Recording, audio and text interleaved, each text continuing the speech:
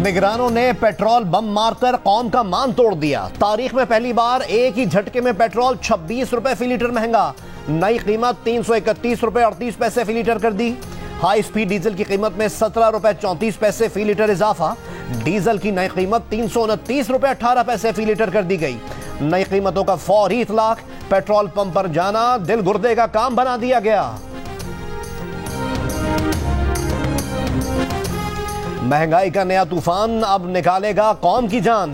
Petroleum मसनूआत की कीमतें बढ़ते ही ट्रांसपोर्टर्स ने अजदहों की तरह मुंह खोल लिए। मुंह मांगे किराए लेने का ख्वाब देखने लगे।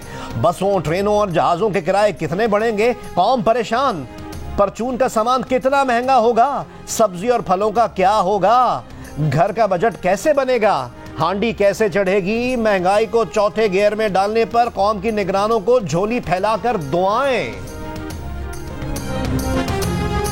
नैब तरमीम के तहत बंद तमाम मुकदमात और इंक्वायरीज बहाल। सुप्रीम कोर्ट ने 2022 की नैब तरमीम की बेशतर शिकें कलअदम करार दे दी।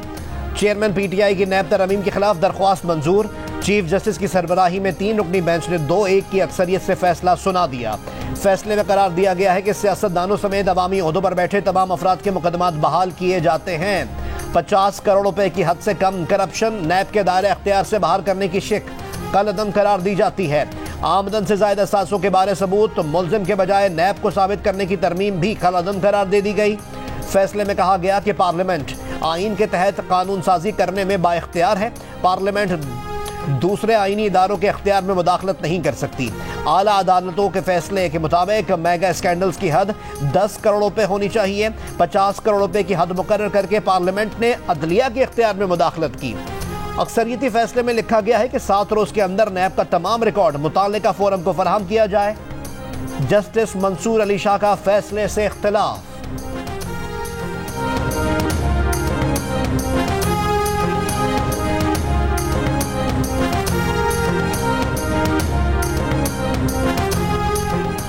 नैब कानून केस में अक्सरियती फैसला खुद बुनियादी आईनी हुकूक की खिलाफ वर्जी है। बेंच की अक्सरियत एक पार्लियामेंटेरियन के गैर आईनी मकासद का शिकार हो गई। ये मामला महदूद अदालती हुदूद का है जिसमें गैर मुंतखब जजेस होते हैं। जस्टिस मंसूर का नैब तरमीमी बिल से मुताल्लिक सुप्रीम कोर्ट के फैसले पर इख्तिलाफी नोट। लिखा कि पार्लियामेंट पाकिस्तान के 24 करोड़ अवाम के चुने गए नुमाइंदगान का ऐवान है।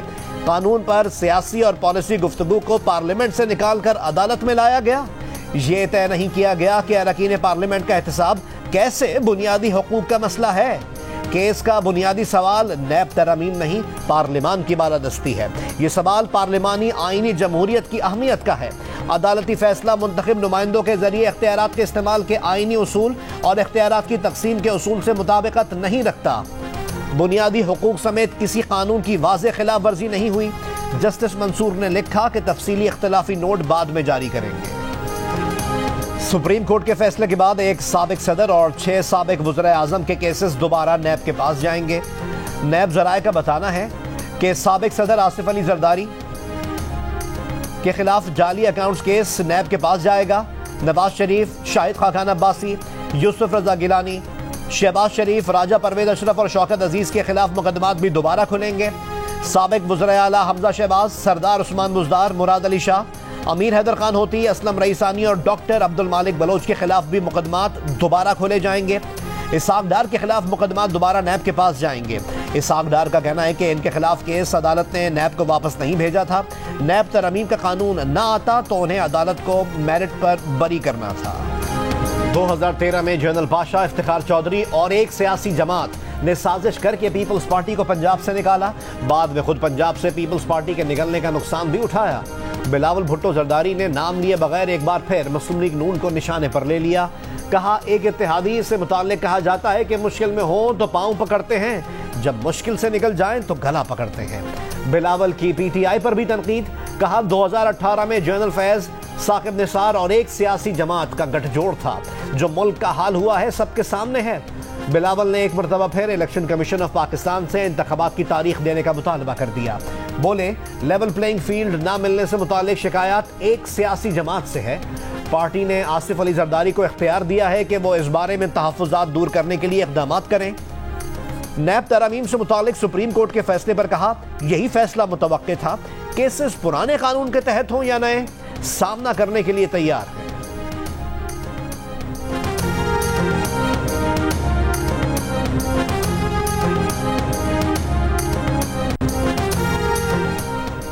मियां मोहम्मद नवाज शरीफ की वापसी अटल है, कोई केस उनकी वापसी की राह में रुकावट नहीं बनेगा।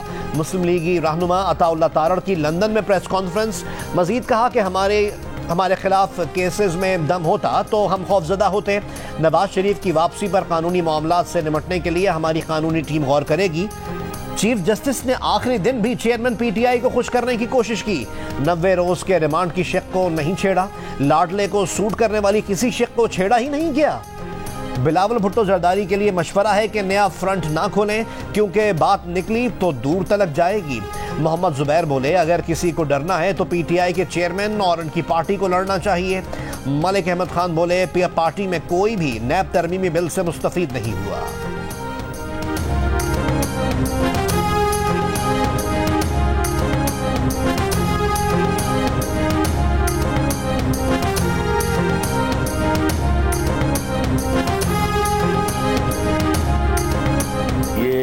पीटीआई और इमरान खान साहब को मुबारक हो, अब वो इसको भुगतेंगे और आने वाले दिनों में उनको जो है ना, वो जैसे पंजाबी में कहते हैं लग पता जाएगा। अब 90 दिन का रिमांड काटे ना वो सारे, और उसके बाद जो है वो जो अब उनको बेलें जो हैं वो थोक के हिसाब से जो है वो मिलती हैं। अब हम देखेंगे ना कि जब अदालतों के पास बेल का इख्तियार ही नहीं होगा तो फिर कैसे कोई अदालत उनको जो है वो बेल देगी।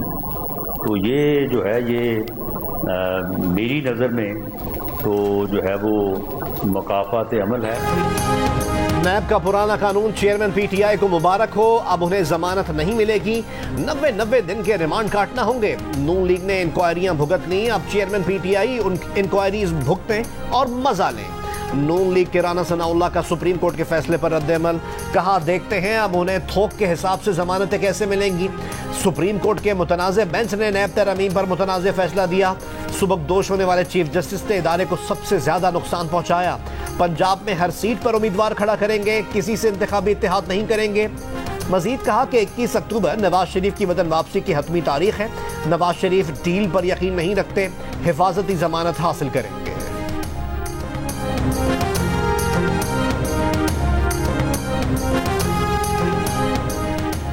पीटीआई के वकील शुएब शाहीन, पुराना नैब कानून बहाल होने पर खुश। चेयरमैन पीटीआई के खिलाफ नैब कानून इस्तेमाल होने का भी खदशा नहीं। कहा, चेयरमैन तहरीक इंसाफ के खिलाफ तो नैब के सिर्फ 2 मुकदमात हैं, उन पर बाकी 180 मुकदमात भी हैं, तो क्या पाकिस्तान पीनल कोड भी खत्म कर दें। जियो न्यूज के प्रोग्राम आज शाहजेब खानजादा के साथ में कहा कि पीडीएम की हुकूमत ने जिस तरह से नैब कवानीन में तरमीम की वो सिर्फ और सिर्फ अपने लोगों को फायदा पहुंचाने के लिए थी। पार्लियामेंट कानून साजी कर सकती है और इसमें तरमीम भी, मगर कानून आइन के मुताबिक होना चाहिए, किसी खास शख्स के लिए नहीं। शुएब शाहीन ने तस्लीम किया कि सियासी इंतकाम माजी में भी लिया गया, अब भी लिया जा रहा है और नैब का इदारा इस हवाले से इस्तेमाल भी हुआ है।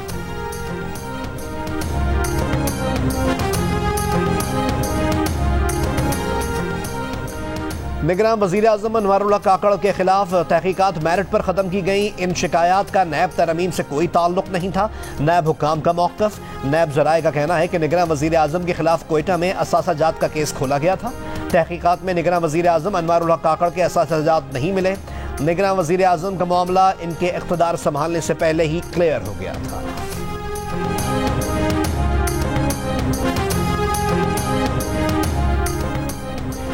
पीआई की निजकारी की जाएगी, निगरान वज़ीर आज़म ने फैसला सुना दिया। वज़ीर आज़म के ऐलान के बाद बैंकों ने पीआईए को 2 बैंकों से 18 अरब रुपए का कर्जा दे दिया। पीआईए तर्जुमान के मुताबिक फ्लाइट ऑपरेशन की बंदिश का खतरा टल गया है। तमाम ज़रूरी अदायगियाँ कर दी गई हैं, मुलाजमीन को तनख्वाहें भी दे दी गईं। ज़राए के मुताबिक निजकारी का अमल मुकम्मल होने तक पीआईए को ऑपरेशनल रखने का फैसला किया गया है। अमरीका में मौजूद पीआईए का रोज़वेल्ट होटल भी निजकारी की फहरिस्त में शामिल है।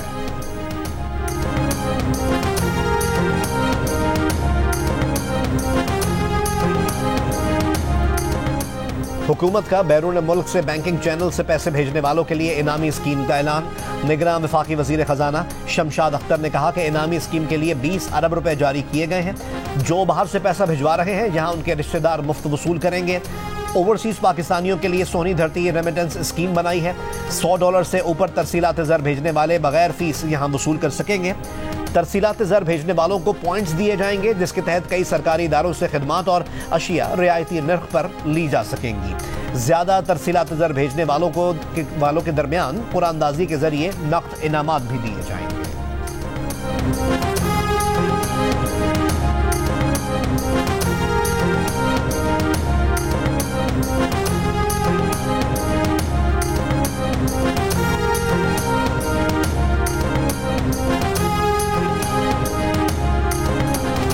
खालिद मकबूल सिद्दीकी और मुस्तफ़ा कमाल ने जमात इस्लामी को मुनाफिक और मजहब बेचने वाला करार दे दिया। कोटा सिस्टम पर जमात इस्लामी ने कोई आवाज नहीं उठाई। कश्मीर और अफगानिस्तान में दूसरों के बच्चों को मरवा दिया। MQM ने माजी में बल्दियाती इंतखाबात का बॉयकॉट किया तो खैरात और ज़कात में जमात को निजामत मिली। अब उन्हें तकलीफ है कि MQM इंतखाबात में हिस्सा क्यों ले रही है। MQM पाकिस्तान का यूनुस ढागा से महकमे खजाना का कलमदान वापस लेने पर इजहार तशवीश। मुस्तफ़ा कमाल बोले, उम्मीद है निगरान वज़ीर आला खुद को पीपल्स पार्टी का वज़ीर आला साबित होने नहीं देंगे। मुसद्दिक़ा इत्तलात हैं कि पीपल्स पार्टी अपने नाजायज़ कामों के लिए वज़ीर खजाना पर दबाव डाल रही थी।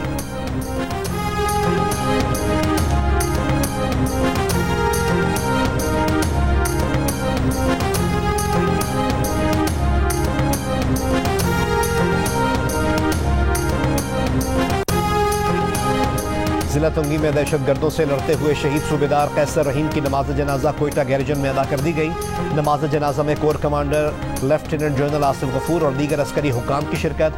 नमाज जनाजा के बाद शहीद के जज्बे खाकी को आबाई इलाके रवाना कर दिया गया, जहां शहीद सूबेदार को पूरे फौजी एजाज के साथ सुपुर्द खाक किया जाएगा।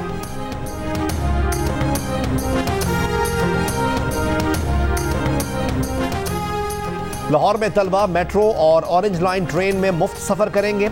निगरान सूबाई वजीर ट्रांसपोर्ट ने इफ्तिताह कर दिया। कहा, तलबा को पीर से जुमेरात तक मुफ्त सफर की सहूलत स्कूल के औकात में मिलेगी।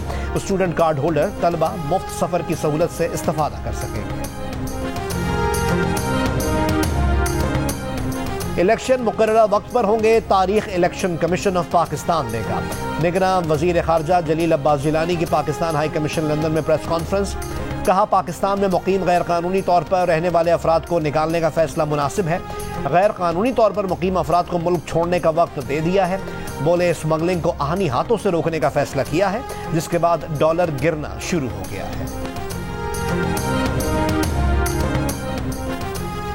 सारा शरीफ का बाप, सौतेली मां और चचा बरतानवी अदालत में पेश। मीडिया रिपोर्ट के मुताबिक सारा की फैमिली के अरकान पर बच्ची की मौत का सबब बनने या इसकी इजाजत देने का इल्जाम भी आयद किया गया है। सारा शरीफ की लाश बिस्तर में कंबल से ढकी मिली थी। हाथ से लिखे हुए 2 खत तकिए के नीचे रखे हुए थे। एशिया कप में बांग्लादेश ने भारत को 6 रन से शिकस्त देकर अपना एशिया कप जीत लिया। 266 रन के हदफ के ताक़ुब में भारत की पूरी टीम 49.5 ओवर्स में 259 रन बनाकर आउट हो गई। शुभमन गिल ने शानदार सेंचुरी की और 121 रन बनाए। आखिर में अक्षर पटेल ने 42 रन बनाकर मुज़ाहमत की, मगर बाउंड्री लाइन पर दबोचे गए। बांग्लादेश के मुस्तफिजुर रहमान ने 3 विकेटें हासिल की। इससे पहले बांग्लादेश की जानिब से शकीबुल हासन ने तेज रफ्तार 80 रन बनाए। लाहौर कलंदर्स का बरतानिया में भी प्लेयर्स डेवलपमेंट प्रोग्राम शुरू करने का ऐलान। यॉर्कशायर काउंटी से मुआहदा कर लिया। समीन राना का कहना है कि लाहौर कलंदर्स दुनिया भर के बेहतरीन टैलेंट को मयारी प्लेटफॉर्म देने का ख्वाहिशमंद है। पार्क एवेन्यू ब्रैडफोर्ड में नौजवान टैलेंट के बेसब्री से मुंतजर हैं।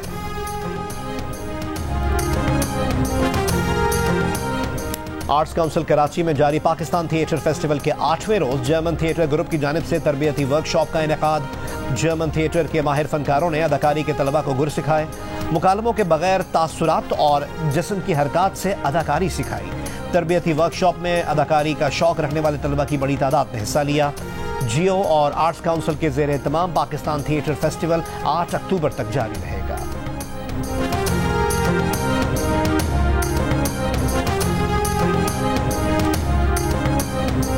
आप अक्सर इनको पहचान भी नहीं पाते थे कि मेरा टारगेट क्या है। टारगेट वो पहली बार हुआ था ऐसा। सिर्फ पहली बार जब ये मुझे देखने के लिए आए थे और किसी और को देख के चले गए थे। ऐसा हुआ। कॉलेज के बाहर नहीं खड़ा रहता था मैं, पहले ये मैं ठीक कर दूं। हाँ। मैं इनको देखने के लिए गया था। 1 घंटे का शो है तो उसमें ये नहीं हो सकता कि हर बात पे आपको नेचुरल लाफ्टर ही आ रहा हो। कई दफा आपको फेक करना पड़ता है, जिसकी वजह से मेरी हर वक्त ना ये चबाड़ियां दर्द करती रहती हैं। Of course. आप मुझे कहें कि हंसो। हंसो।